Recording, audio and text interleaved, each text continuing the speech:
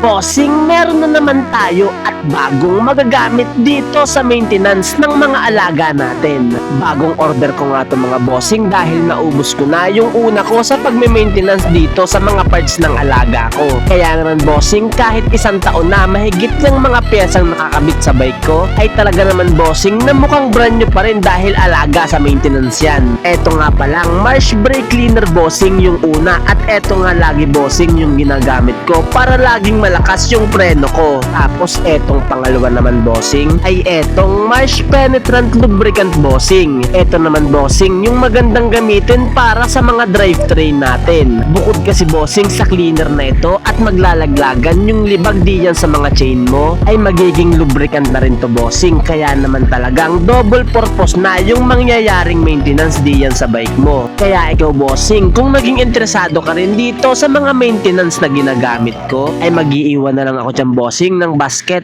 para naman pare-parehas tayong may magandang maintenance sa ating mga bike.